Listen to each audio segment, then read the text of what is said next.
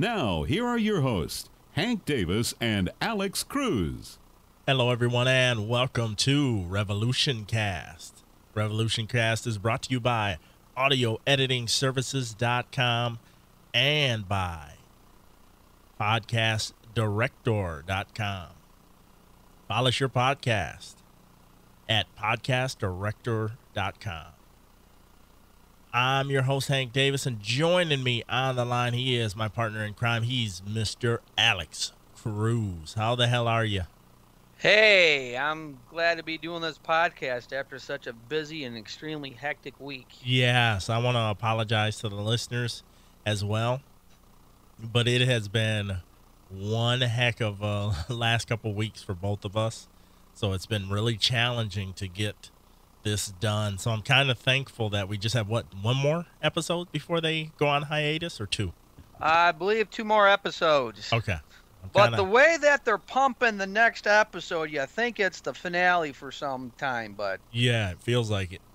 in fact, they announced that they have 2 songs by Led Zeppelin. Oh, that should make everybody tune in. And to me, it seems like they're so desperate for ratings right now. They got to pump Led Zeppelin, because Led Zeppelin, they're getting kind of hot again right now because they got a new... in fact, they have a new release coming out next week. And for their very last live show that was like 2 years ago, they had like one huge show that in England that sold out, and why it took Led Zeppelin 3 or 4 years or however long it took to finally release it on Blu-ray and on CD, I don't know. Yeah. But Nice. it's just one big giant commercial to buy this Led Zeppelin release. At this point, they need every ounce of revenue they can get. Alex, did you happen to have the ratings for this episode? I do, and it does not look good, folks. Abysmal. All right, so okay, Ties That Bind did a 7.1, which is down from the previous week of a 7.34, which is down from the previous week of a 7.9, which is down. Well, I guess everyone gets the gist of that. We're falling. And we're gonna play that song, How Low Can You Go? Oh man, this is not good, buddy. And I think the creators need to play that Led Zeppelin song, Nobody's Fault But Mine. Which happens to be the name of the 10th episode. So guess what Zeppelin song they'll probably be playing in that episode. Nice. So what do you think happened? What do you think happened ratings-wise? You know what? I don't know. And I know when it dropped off drastically, I think we all kind of pointed fingers toward, well, the East Coast, especially the Northeast, got knocked out because of Charlie, and they really haven't picked back up at all. No, they haven't. And I thought that was a great excuse that we had, saying, it's Hurricane Sandy. But then the next week, not so much, and then the week after that, not so much. And well, I have a theory. And the theory is this. The last couple weeks, I think we haven't been panning on the show as much as we normally used to pan on the show. And so I figured we're losing Total Revolution viewers because somehow, some way, they see something that we don't see. And if they're getting good, you know what? If they're getting good, there's no reason for Davis and Cruz to be ripping the show apart. So I guess we have to get back into our prime. It's an interesting theory. I had to make sure that it got through. Oh, nice, Alex. I'll leave it to you. Shall we start our little recap of Ties That Bind?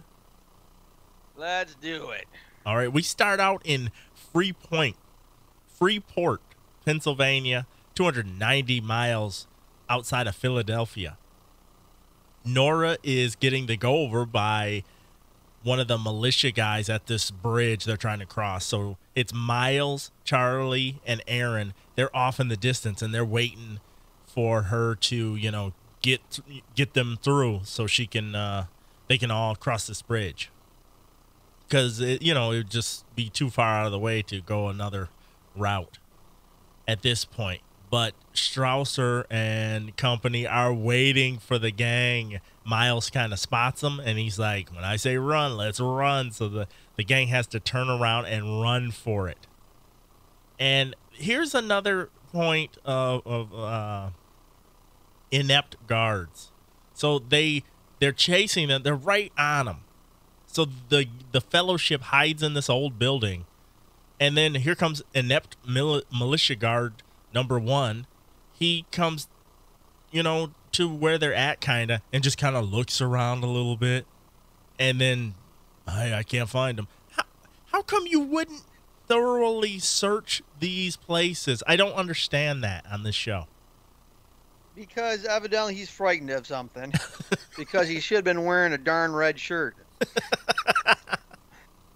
No, yeah, I thought the opening of this episode was kind of a little strange, because they made this deal because they really need, in order to get to Philadelphia, they need to cross this bridge, and lo and behold, Miles senses something, and as our dear old faithful Admiral says week in and week out, it's a trap. It's a trap. Thank you, Admiral. I'm glad you said that. Because... He's always here. He's always here. He's ready. He just seems to like the show or something. I don't know. So then here's one that stuck out to me too. Miles tells the team that he's scared. This is the only guy that I was scared of, was that Sergeant Strausser. And I'm like, okay. Why, come on. Really? You trained all of these guys, but this is the one guy that I was always scared of. And why, you know what? He's a sergeant, and Miles is a general. Yeah. Yeah, see, to me, that doesn't make any sense at all. Not at all. But and, of course, he's not a sergeant anymore. Was he a corporal now or something? Yeah, but, I think he moved up the food chain. That's as far as up an enlisted guy can go. He tells us later in the episode that he's moved up the food chain or something, I think. Yeah. But he guts the guard that was too scared to go to actually look for the gang, and he takes that guy right out. So this is kind of like Darth Vader's version of the choke. Yeah. After he throws his little bloody fit that he has inept men, and so this one goes ahead and stabs. And since you did do a Star Wars reference, then that means I have to do this. Message from the dark side there is. And boys and girls, I also had another Star Wars reference. There was a line in this episode, and I can kick myself because I don't remember what that line was. And you know what? I should have written it down because I thought, oh, this would be awesome for the show. But of course, one whole day later, old Cruz tends to forget things in his old age, and so sorry. Father Time has not only caught Alex and I, but he has us hostage. Oh. So we see a flare go off up into the air, and then they start shouting, "Hey, Nora, we have your sister." I was like, what? Okay, let's just assume. What if the group had gotten further away? Thank you. I thought the exact same thing. What if they would have went 90 to 100 miles away and try to get that other bridge instead of just staying put? How did they know they were there? It was stupid. I'm just like, oh, okay. This whole plan is predicated on you knowing they're within shouting range. Kind of remind me of a extremely bad version of the Warriors. Yeah. Did you see that movie? Yes, I love that movie. Great movie. Love it. Come out and play. It's flashback time 2 months before the blackout, and Nora and her sister are hiding under the bed while a man walks into the room that they're in. He ransacks like one dresser and then leaves. And Nora has aged, folks. This is the first time in history that a character has aged from the blackout to the present day. Yeah, but I got a creepy feeling after this. And the creepy feeling is this. She and Miles has some type of relationship. How many? They're quite a few years difference. You know, you make a good point there. You make a great point, because Miles would already be in the service. He would have already been in the service, and my guess, he would have been maybe mid to late 30s. Oh my gosh! And she couldn't have been more than 16. Yeah. Ooh. Yikes. First tickle me Elmo, now this. So that was not good. That's crazy. Ooh, creepy. Nora has aged, as we said. Nora discovers a dead body, and I'm like, who is that? Who was it? It had to be her mom.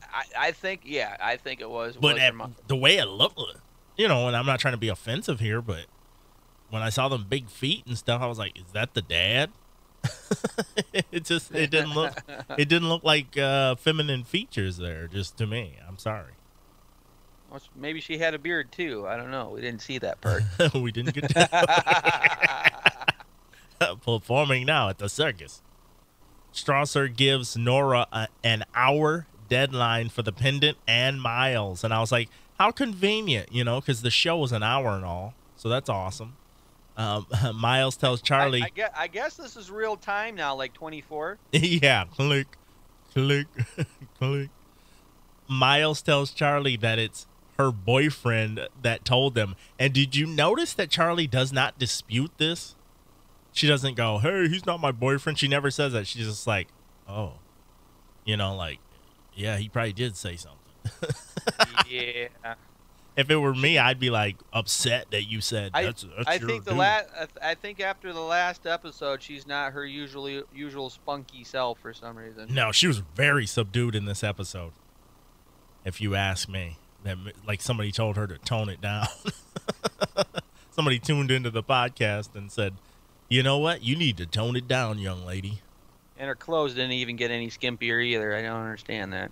You were disappointed. Yeah. Miles presses Aaron for the necklace, and then he tries to destroy it, but no damage can be done to this. What is this supernatural device that they have in their possession? It can't be destroyed. It's made out of pure adamantium. Oh, okay. I thought it was going to be like Thor's hammer or something. But that does it too. Or it could have been made out of the alloys that created Captain America's shield. Yes. Vibranium or something? Yeah, that's correct. Awesome. Now, Jason is getting beat down by some militia guys. I mean, Alex, you and I could play just two random militia guys the way they are casting these guys. Yeah, but I was like, why the heck are they beating the heck out of poor Jason? What did he do to tick everybody off? Got sick of his Friday the 13th movies. I was going to say, they better be careful. He's going to get a hockey mask out. He's going to get medieval on him. Or his shirt will just get tighter. Major Neville talks to Sebastian, but the general wants to send Jason to California, or he can face death for treason. What a jerk. When this part came up, I was like, oh boy, Alex was right. We're going to see a Neville. We're going to see a face turn, and Yep. I thought for sure we'd see more of a face turn this episode, which I'm glad we didn't, because I didn't want that to be a sudden thing. I want to see it to be a gradual thing. Yeah, and it looks like it's going to be gradual. It definitely does. Nora and the gang plant some explosives as part of their plan to take down Strausser and free Nora's sister. Now, I thought this was cool. All right, where did they get all the explosives from? Do they already have them?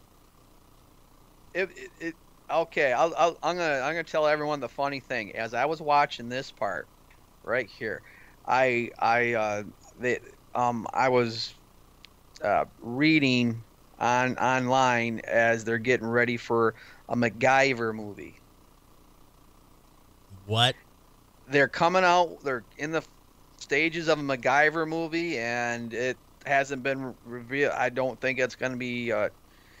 Was it Henry Dean Anderson as MacGyver? Even though it still would be cool if it was. But I saw this and I like, oh, cool. In honor of that, those guys just whipped up some explosives really quick out of the sand. The sand must have some type of gunpowder type thing, and then they made it into some type of clay, like plastique, and then put it right where they needed to, and just lit everything, and kablam, kabloomy. And I think it's only fitting that in honor of the MacGyver movie that we do it. And we just have a little MacGyver background music for just a second. And Alex, I'm going to make a microphone out of a piece of bubble gum and a tube of chapstick. Give me just a second. All right. Nice. You gotta love it. So Miles and the group, they head for the hills because they blow up everything. They get Mia, Nora's sister, and then it's like Miles is scared to fight Strausser. He sees the group getting away, and he's like, I could fight him now, but no. They kind of try to beat us in the head with he's a little skeptical about fighting him. Well, I kind of would like to know what Strausser and Miles. I know Miles reveals a little bit in this episode, which will come by later, but it's not really revealed. We know there's something going on. And yes, maybe all it is what Miles revealed in this episode, which we'll talk about in a little bit. But it was rather odd. But I kind of liked how the group worked together, and they had a plan. And the funny thing about it, all the militia red shirts just fell into. They just were all out of sorts, just like as was predicted, and they got the sister right out of there. And can I tell you, because we're going to talk about it anyway in a minute, but at this point I already knew that she was a double agent. And I thought it was a little obvious to me that it was a little too convenient that they got her out that easily. Yeah.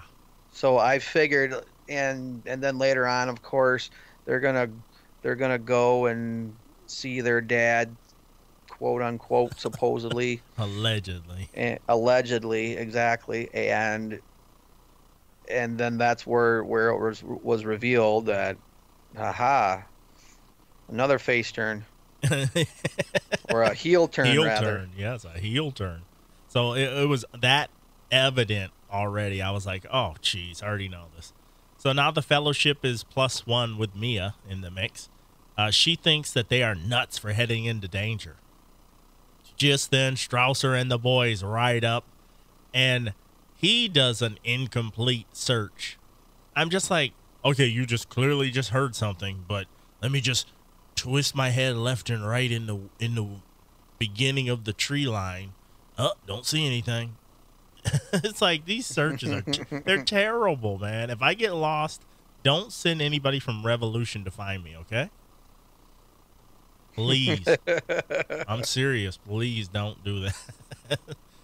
So it's flashback time, and we're in Galveston, Texas, 4 months after the blackout. Young Nora tells young Mia that their mom is dead. Because before she said that the mom was gonna meet him at the dance. And I was like, yeah, you liar. Yeah, and as we're gonna see, something similar happens to Nora. Yeah. Oh, She that's just, awesome. you know what? And I think she deserved that just a little bit. So Mia pulls Nora aside and says she went to Texas and found their dad, and their dad was looking for them while they were looking for him. So we must have just crossed paths. I was like, oh. No, if I remember right, she said that, or the dad assumed that they were dead because the mom was dead. Because the mom was dead. Yeah, even though he has no confirmation of this, he's just like, oh, they must be dead. Yep. Allegedly. So Mia wants Nora to go to Texas with her, but Nora wants Mia to go to Philly with her. And Mia's like, yep, it's a suicide mission. You guys are crazy. So I guess Mia knew about some boat that they could take to get across the river. And if this wasn't any more indication that she was a double agent, they get there and I guess the guy who runs the boat or handles the boat is dead. And the boat is on fire. So I was like, okay, you're not getting across the river that convenient. way. Yeah, it's kind of odd. So I don't know if about you, but the first thing I thought, wouldn't it be so much easier if they made a go and swam for it? Yeah, but it did look like a pretty imposing river. Yeah, it did, but I was a little skeptical myself. I was like, well, maybe not. Any body of water that short can be crossed one way or another. Yeah, I mean they kind of prove it later anyway. Major Neville is staring at a map of the Monroe Republic, but his wife comes in and has the maid tell him that Colonel Faber's son is part of the resistance or the rebellion or whatever. Yeah, that's really interesting news. And what a power play, right? A huge power play.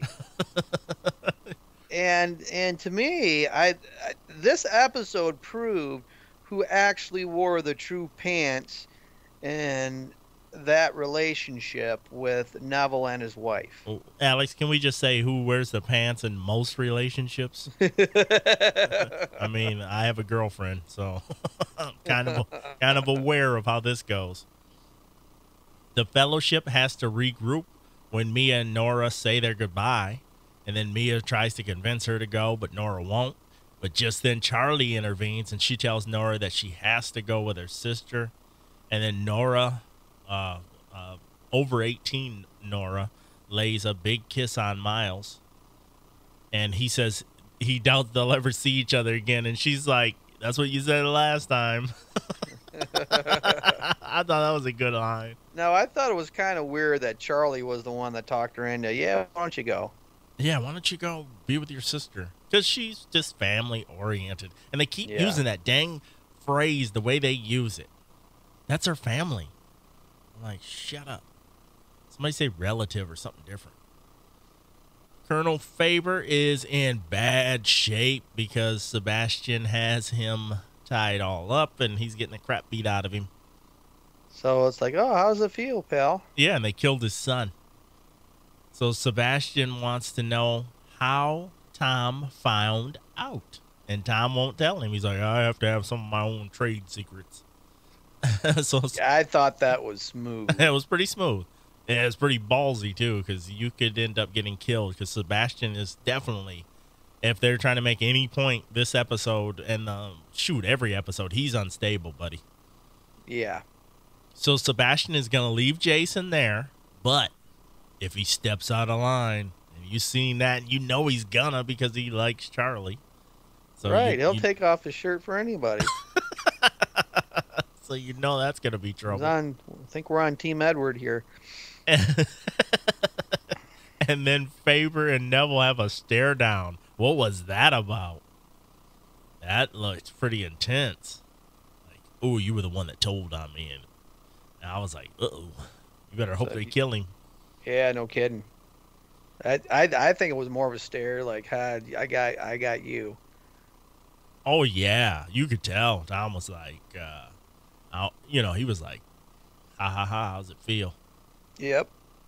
Mia and Nora discuss Miles, and... It's a trap! as I suspected, and you suspected, and probably everybody listening suspected, it's a trap. Mia gives Strausser the pendant. This pendant is just so, and then she tells the truth about, what happened. But this pendant, like I said in prior weeks, for being so important, Aaron just is like, you know what? I'll just keep it in my pocket. Why wouldn't you have it around your freaking neck at every second? It's the most important thing of this show. Well, it makes sense, too.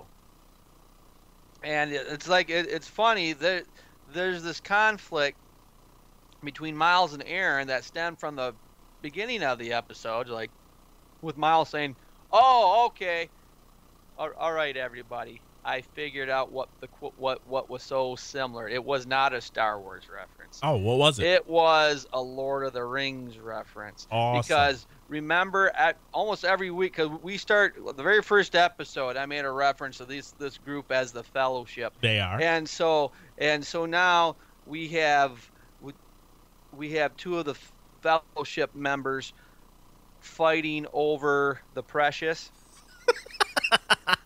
And so the quote that he said was the same one that Boromir says in the very first film and the very first book.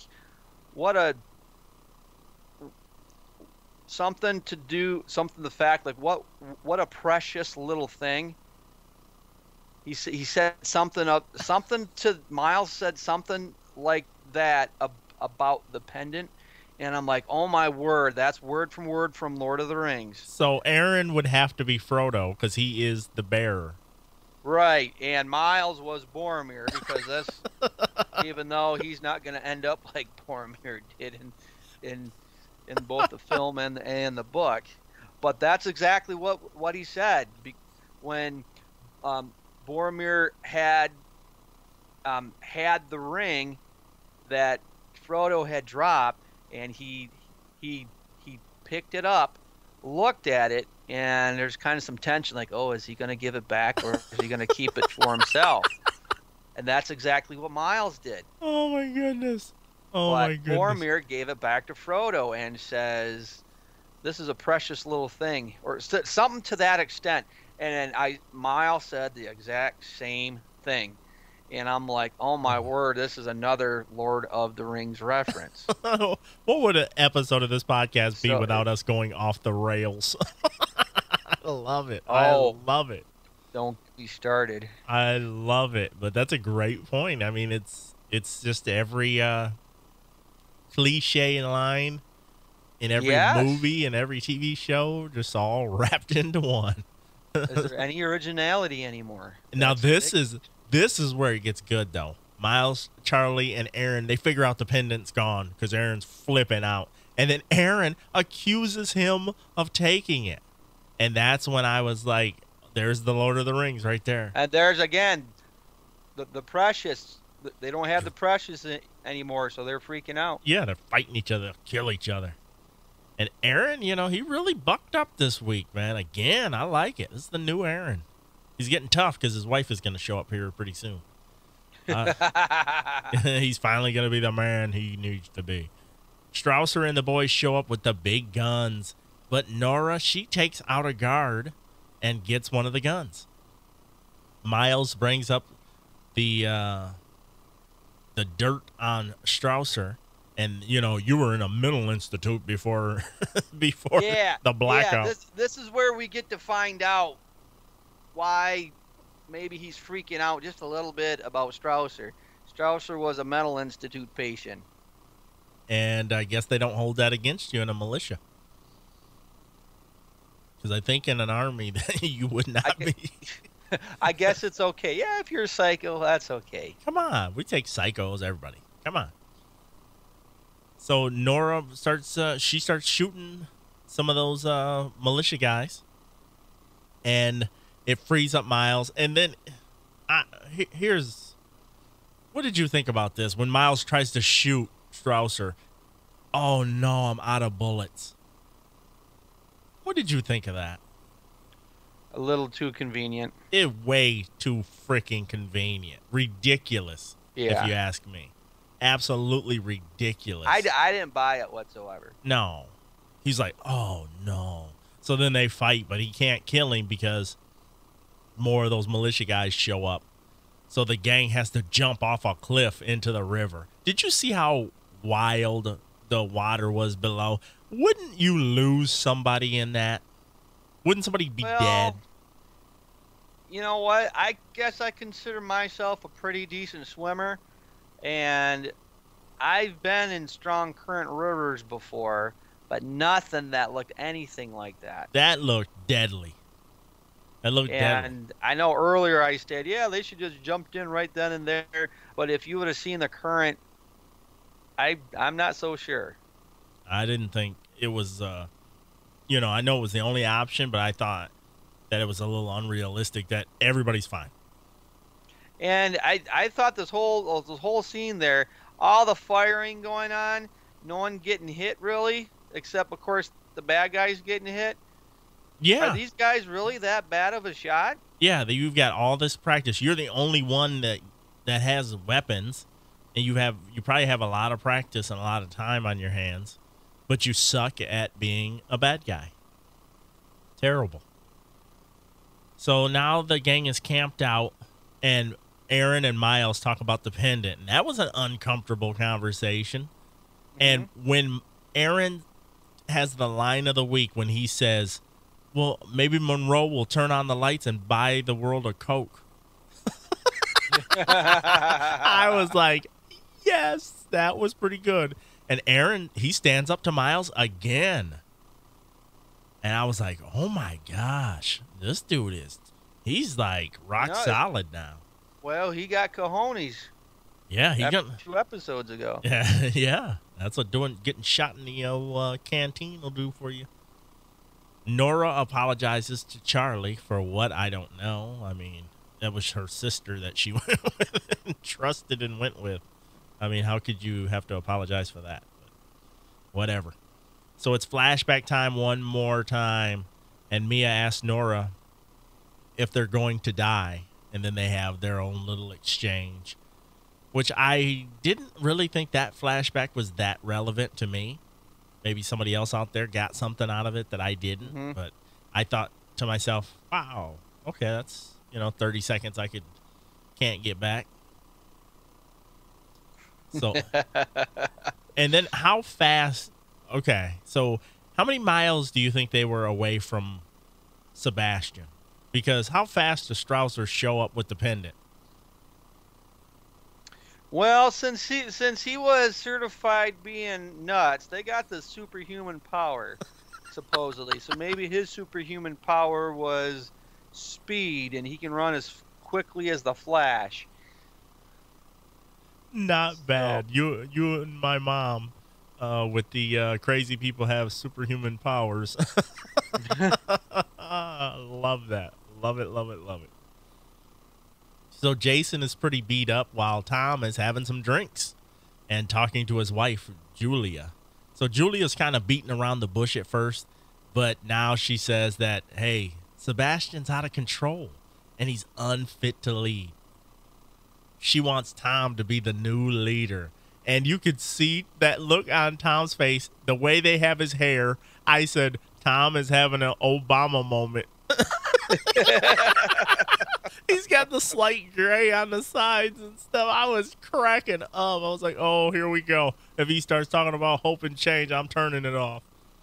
Oh my gosh. I was like, no, this is it was so funny the way he was just kind of looking off to the, off to the side of the camera. I'm like, oh my gosh. And I was thinking, how manipulative can this chick be? Oh my word. Most of the women on this show are kind of manipulators, aren't they? I would say, yeah, exactly. I mean, Charlie and Danny's mom is extremely manipulative. Yes, definitely.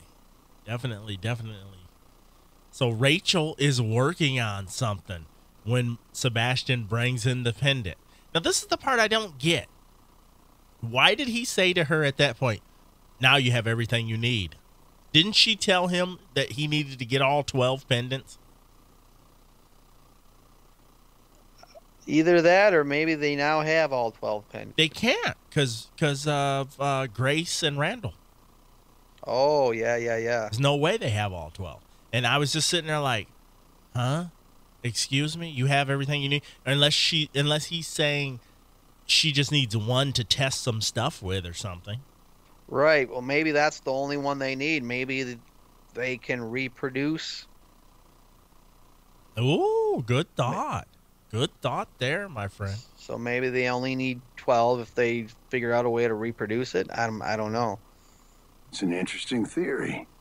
That's an interesting theory. So now we're taking to Grace and Randall as we close out the episode. Now he's got a bunch of computers and he's tracking the pendant and he's like, yeah, it shot off from here and there. This part really freaked me out.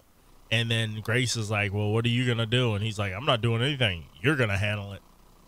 So what in the heck is this about? Why is he just hunkered down in there? I think what was that like a giant like electrical turbine they were in the middle of? It reminded me of some huge giant electrical plant. I thought it was either an electrical plant or some kind of like nuclear base or something. Or okay, it very well could have been that as well. And the one thing that I was thinking is, how many sides do we have now?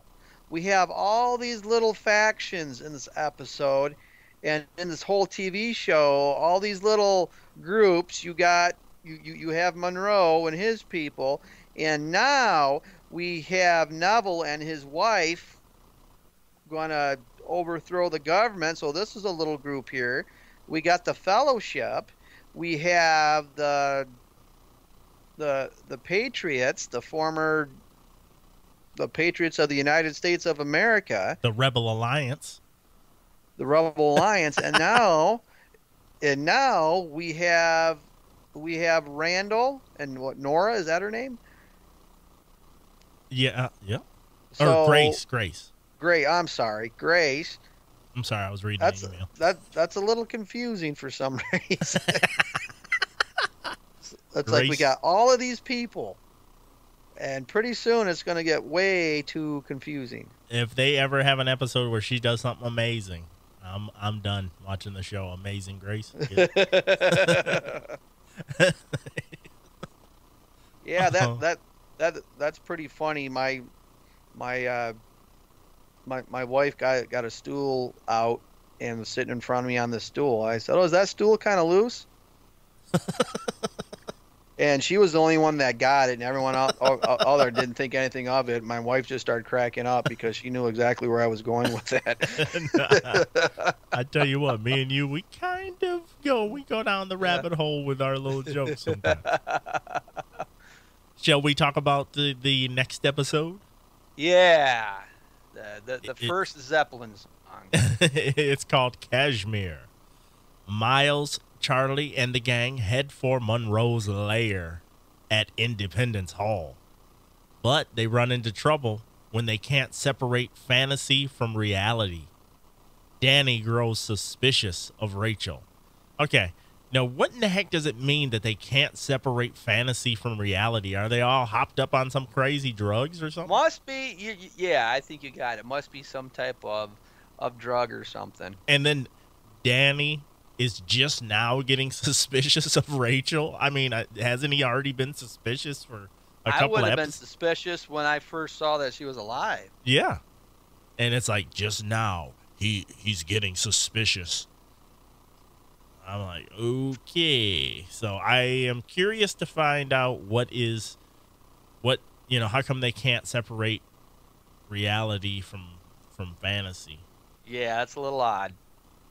I don't know. Alex, shall we give our ratings of this episode? All right. What are you giving this one? Well, it wasn't the best episode, but it wasn't exactly the worst episode either. If anything, I did like the end, in which we see Grace and Randall. That was cool. That was cool. I'm like, are they going to get the electricity going again? But I'm kind of thinking too, do we even care anymore? Nice. So Nice. I give this one. I'm gonna say a 6. Okay. And I was gonna give it a 6 as well, but I am changing my mind this week because we can't be the same every week. So I am gonna give it a 5 out of 10. Okay, that's Just fair. because I could poke more holes in this sucker than a slice of Swiss cheese. Alex, any other thoughts about this show, this episode, this season before we call it a day? Nope, Led Zeppelin's gonna save this show. So, Let's make a prediction right now for the ratings. Let's predict. Do they go lower or do they go higher? I think they go up just a pinch because of Led Zeppelin. Just a pinch. 7.3. I'm gonna go ahead and say a possible 7.6. Whoa. If Ooh. it goes anywhere bigger than that, it's not gonna get over an 8. No. Not at this point. It's not gonna get over an 8. So, if they can get it up to a 7.5, a 7.6. I think that'd be decent, and I would be pleasantly surprised. Yeah, if they can get it up, period, I'd be surprised.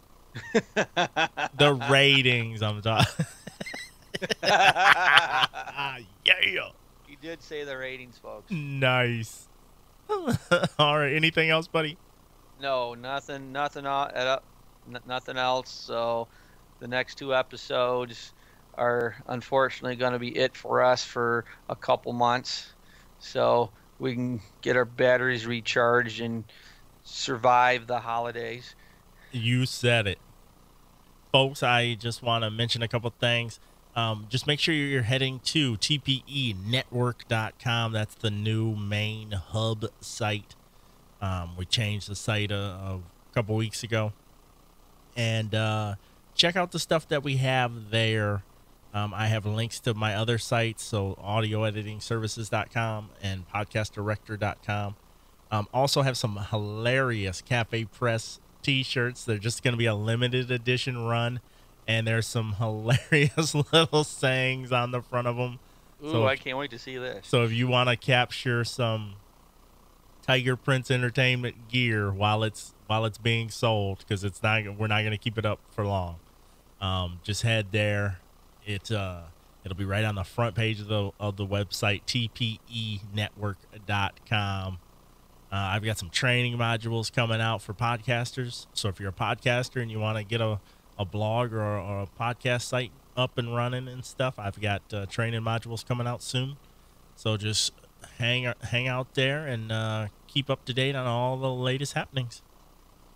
But for Alex Cruz, I'm Hank Davis, folks. Until next time, we're signing off. See ya.